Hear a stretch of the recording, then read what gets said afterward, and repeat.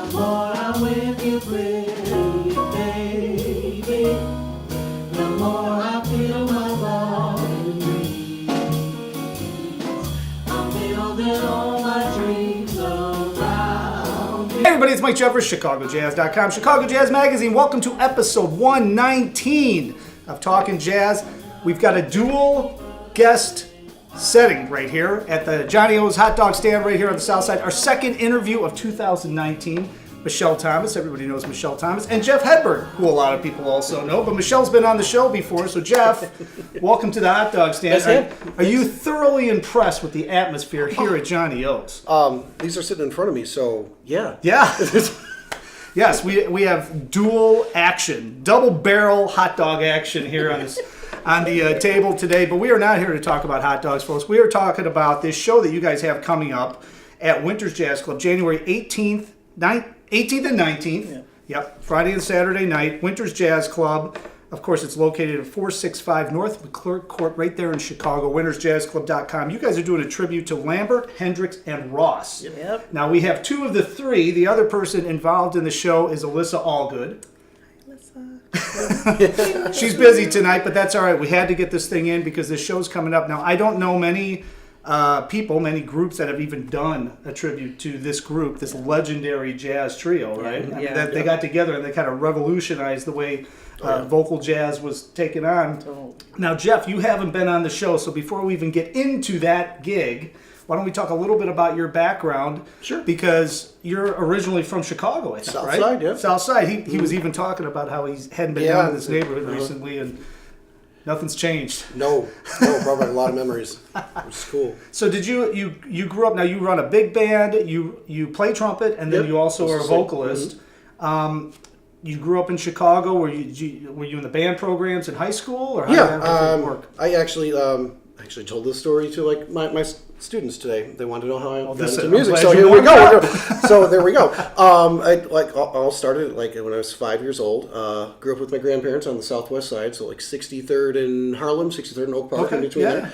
And there used to be this little pizza place called Leonardo's, which I'm sure is not there anymore. Is this accordion player there? Oh, okay. Al is all I remember, big Italian guy, and I thought accordion was just the absolute coolest thing ever. And so they decided, cool, let's get the kid an accordion. Uncle brought one over because he used to do a lot of like polka bands and stuff, and put this little pearly white thing on me, and straight back. Luckily, there's a bed behind me. They're a little heavier than it yeah. look, So right? then they decided, okay, that's not going to work because that wasn't going to. So we kicked me over to organ. Oh wow! Of all okay. things. So Yeah. that was started playing organ, started playing trumpet when I was like in 5th grade. Wow, And then okay. through high school and started singing when I got in college. Wow. So now the Hendrix part of the show, I'm assuming you're covering that? Oh, you're covering No, that. this is what this poor lady has done to me. Yeah, what's happening here? Wait a minute. Well, because you got Lambert, Hendricks, Right. 2 guys, and Annie Ross, Yeah. right? So, we've got, Alyssa already Allgood. flipping it And, around, so she went, All right. flip All right. it I was around. thinking So- range-wise, but so, maybe I'm completely wrong, right? Yeah. So she is taking on most of John's stuff, and I'm covering Dave's stuff.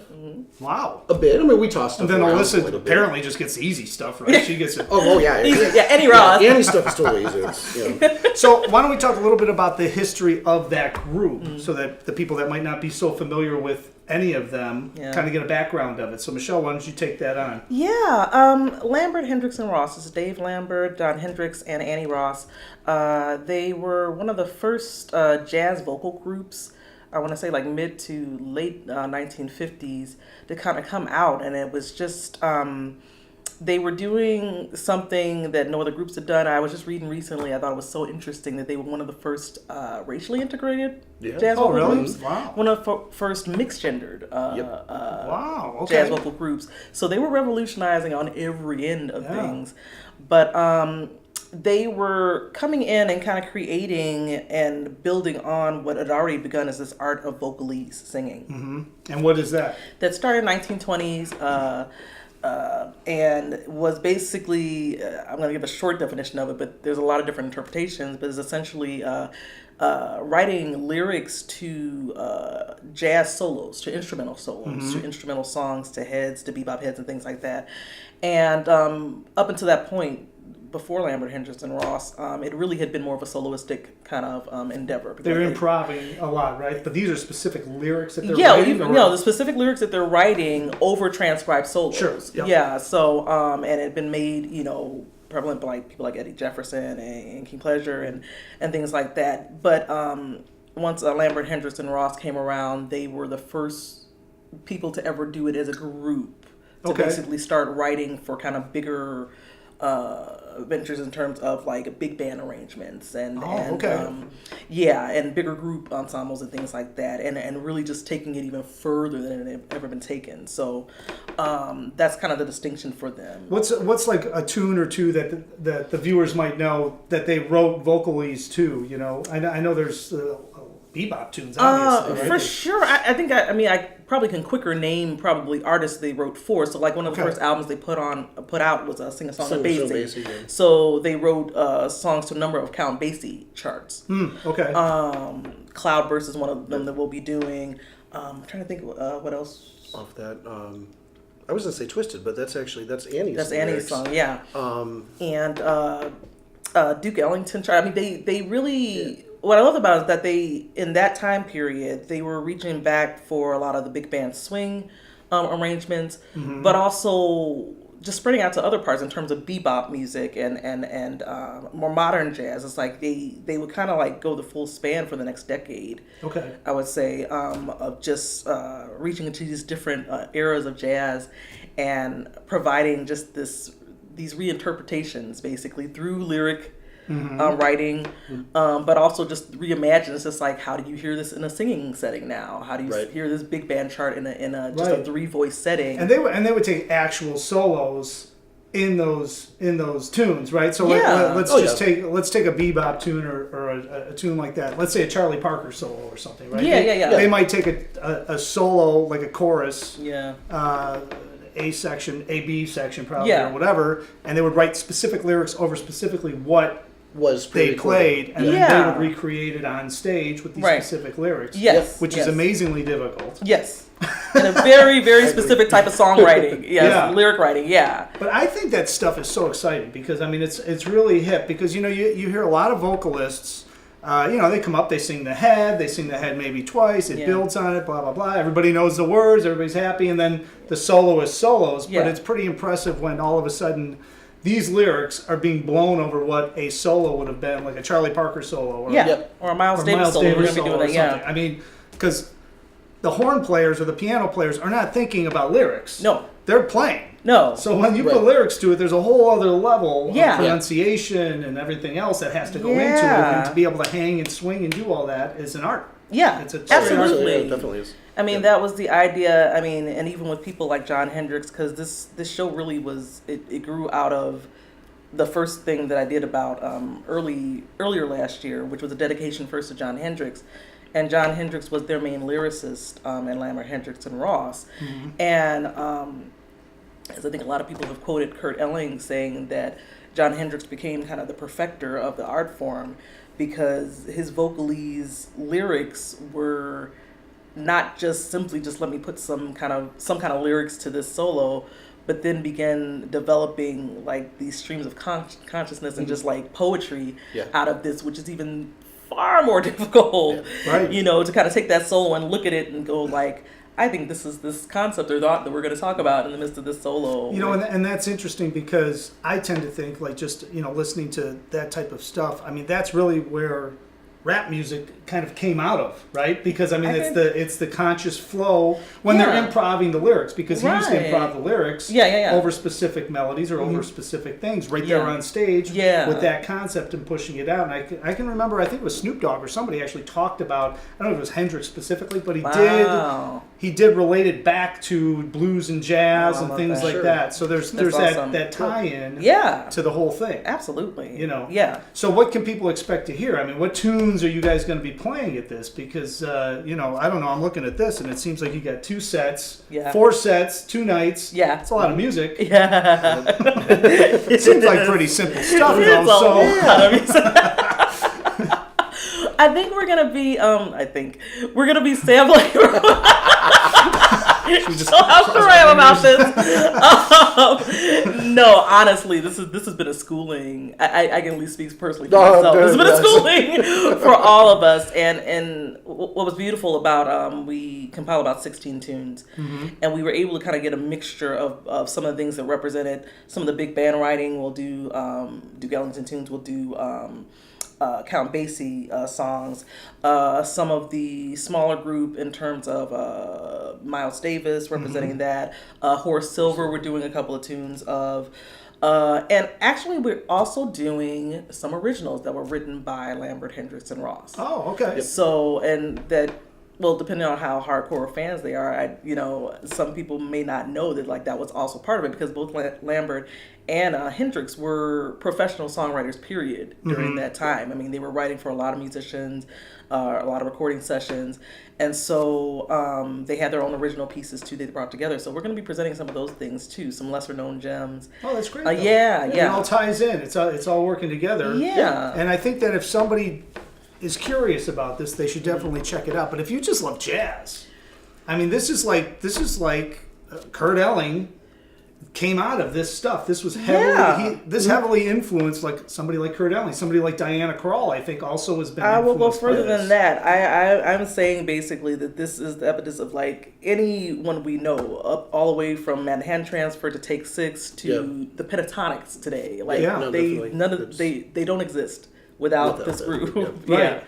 And this is fun stuff too, because it's swinging, it's grooving. Yeah. I mean, and the cool thing about the music is that, for people that don't necessarily listen to a lot of jazz, and they like singers, but the moment they start hearing instrumental bebop music, they're just like, oh, I can't follow that. Right. Just too much stuff going on. The moment you start putting lyrics to that stuff, and there's these, really humorous stories, being told, people latch onto that, and suddenly it becomes much more accessible for them because they have something that they can visualize. And John is an absolute master. Yeah, that's a great point, because I also think too is that when somebody hears the lyrics, you're right, because somebody sings the tune and then somebody starts taking a solo and they don't realize the tune is playing over a form.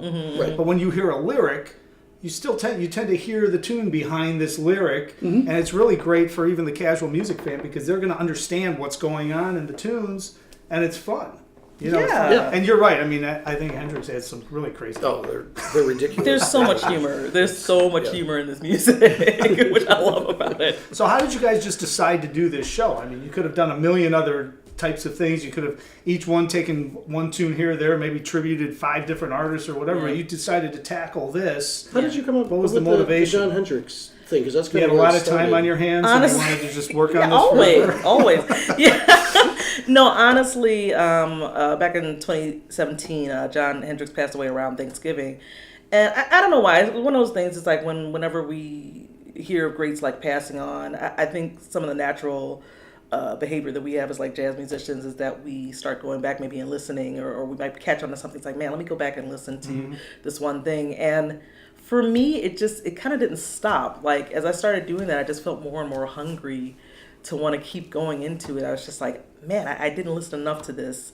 And it just kind of became a little bit of a love fest for the next month or so for me, where I was actually trying to find rare recordings that he had recorded. John Hendricks had recorded on his own. And I was finding that it was really kind of speaking to my music that I was doing at that time. And my husband, Darren Scorza, our drummer who's going to be working with us, he suggested, he's just like, you should think about putting together a show. And I was like, I don't know what the focus would be necessarily, except that I know that I very much love his lyric writing. And the fact that John Hendricks, outside of Lambert, Hendricks, and Ross, did so much writing for most of the jazz hits that most singers sing to this day. That many of us like. So, Joyce Spring. Yeah, No More Blues. Testafanato. Yeah. He wrote all the lyrics to all those, right? Yeah, a lot of them. Yeah, a lot of them. Yeah, reinterpretations. Especially of those. there's obviously a translation of those lyrics, but the first set of lyrics that I learned in English were his. Yeah. And so I kind of shaped the show around that, basically to show all this material that that has been shared through the years of all these songs we've done. And I brought on Jeff and Alyssa. They just struck these people. I was like, I feel like they're going to geek out about this with me. Oh, you and I want to have people to geek out. geek out. You know, because this is like not easy stuff to do. Although it's going to make everybody in the audience is going to be like, oh man, they're making it look so easy. It's no problem. I'm joking. What's the hardest part though? I mean, when you're going through, to me as a rhythm section player, right? Yeah. When I'm playing with a vocalist that isn't quite swinging, it's kind of like okay. But when you're playing with somebody that's really in the pocket and swinging, the whole band's moving, and you're thinking the vocalist is like an instrumentalist, and everybody's working together like that, which is kind of how it should be. Yeah. But when you're pounding out all these lyrics and trying to make it swing, is that maybe the hardest part of putting this together, or was there some other study that you guys had to go through in order to make this happen?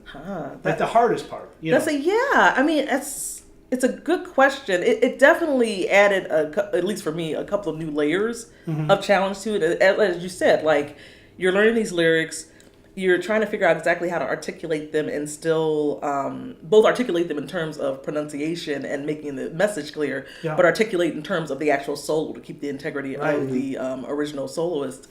And I think I just enjoyed that because it's like I was doing such a deep study of just listening to all of them and how they would go about reinterpreting that and keeping the spirit of the solo alive. And so I don't know if it was the most difficult part, but it definitely was it came at it from a different angle for me for the first time. Yeah. Because I mean, to me, I've different challenges. Like the horn player side of me, everything Michelle's talking about, I'm like, articulations. That's as a trumpet player, it is what it is. That part of my brain takes over when I start, doing some of this vocalese stuff.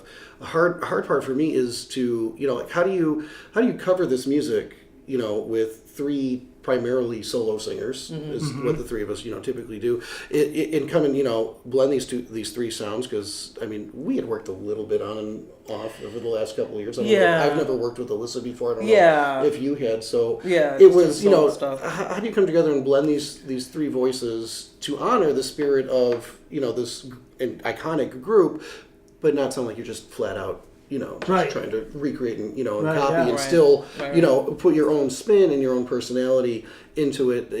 That's I think what I found the most. Well, and also, I mean, the three of them played together a little bit more than like. Oh God, yeah. What you guys are doing? So they had a little bit more of an advantage. Just a little bit. Right? Just a little bit more clarity and familiarity with what's happening. So, but no, that's really actually to a good point, and I also appreciated that process though, because with the John Hendricks show, we all did solo pieces, and then came together for maybe one or two group pieces, and so we had a chance to kind of dip our toe in the water a little bit with each other, and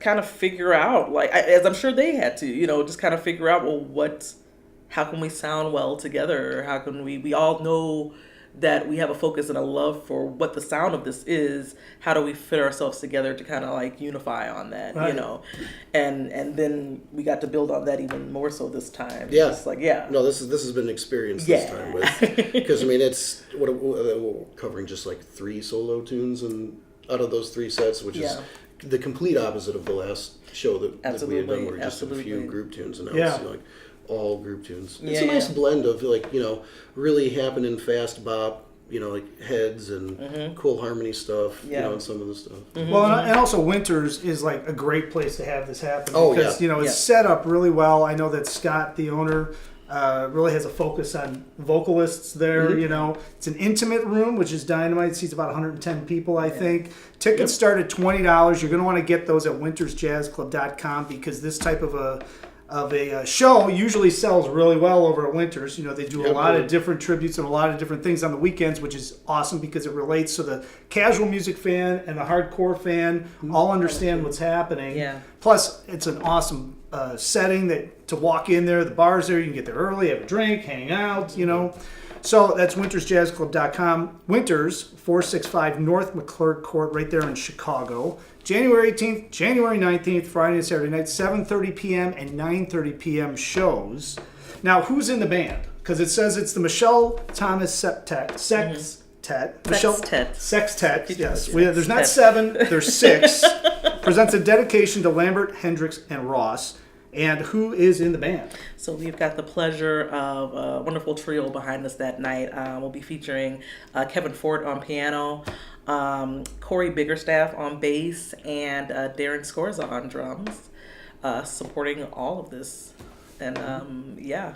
Yeah, I mean, it's a great group. They've played together a lot in the past, Yes. so that's good. The trio's tight. You guys are working everything out, so it's going to be swinging. I know it's going to be totally happening. Of course, you can get all the information as well about where Michele also is performing, because I know you're playing all over the place, and you've got all these different projects happening at MicheleThomasMusic.com.